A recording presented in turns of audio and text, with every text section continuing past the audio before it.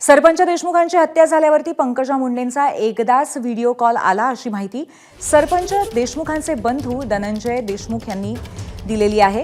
मात्र आम्हाला न्याय देऊनच भेटायला या असं देशमुखांच्या पत्नीने पंकजांना सांगितलं असंही धनंजय देशमुख म्हणाले। घटना घडल्यावरती एकदाही धनंजय मुंडेंचा आम्हाला फोन आला नाही असंही देशमुखांनी सांगितलं। पालकमंत्री अजित पवारांना मस्साजोग गावात बोलवणार, जाब विचारणार असंही ते म्हणाले। आपल्यासोबत धनंजय देशमुख आहेत। मला सांगा, ज्या पद्धतीने आज 21 दिवसाची न्यायालयीन कोठडी मिळाली आहे, कसं बघताय? याच्या मागं राजकीय पाठबळ मिळते गुन्हेगारांना अजून असं वाटतंय का? राजकीय पाठबळ जरी कोणी द्यायचा प्रयत्न केला तरी त्याला त्याची शिक्षा भेटायला पाहिजे आणि ते पाप त्याने केलं नाही पाहिजे। कारण का देशमुख कुटुंबियाचा तळतळाट जे माझ्या भावाची झालेली निर्गुण हत्या आहे त्याचा लागल्याशिवाय राहणार नाही। त्याच्यामुळे तो विचार त्यांनी त्या दृष्टिकोनातून केला पाहिजे। एका निष्पाप माणसाला अशा पद्धतीनं मारले, आम्हाला सगळ्यांना पोरकं केलं। आम्ही त्या व्यक्तीशिवाय कुठलीच गोष्ट करू शकत नाही। आज आम्ही हताश झालेलो आहोत। आम्ही आज न्यायाच्या भूमिकेत आहोत। तसेच 18 पगड जातीतील समाज ह्या न्यायाच्या भूमिकेत आहे। तसं कोणी करायचा जर विचार करत असेल तर त्याचं कुठलीही गोष्ट चांगली होणार नाही, त्याचं काही साध्य होणार नाही। मला सांगा, ज्या पद्धतीने आता अजित पवार बीडचे पालकमंत्री झालेले आहेत, धनंजय देशमुख तर पंकजा मुंडेंचं काम करत होते, तरी ह्या मुंडे कुटुंबियाकडनं कोण भेटीला आलं? तुम्हाला काय?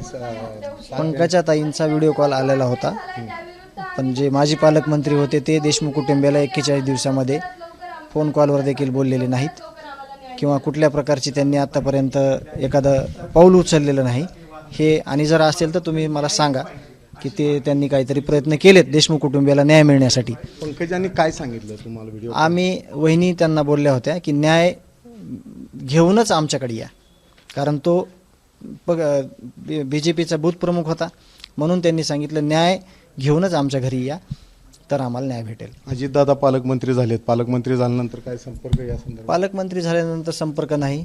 ते 21 डिसेंबरला मस्साजोगला आले होते, तर जे गावकरी आहेत आमचे मस्साजोगचे ते सर्व मिळून गावकरी पालकमंत्र्यांना भेटायचंय का पालकमंत्र्यांना गावात बोलवून घ्यायचंय या संदर्भात चर्चा चालू आहे त्यांची।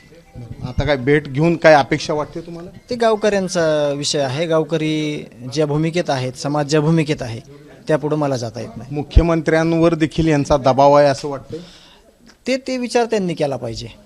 न्याय मिळेल अशीच अपेक्षा आहे। त्यांनी जी यंत्रणा राबवली त्यांनी योग्य काम केलं पाहिजे, निपक्षपातीपणे केलं पाहिजे, तपास चांगला झाला पाहिजे अशी आमची विनंती आहे। उज्ज्वल निकम यावेत ही जी मागणी तुमची होती त्यावर सुद्धा त्यांनी गांभीर्याने विचार करून लवकरात लवकर सरकारी वकील दिला पाहिजे, कारण उशीर होतोय।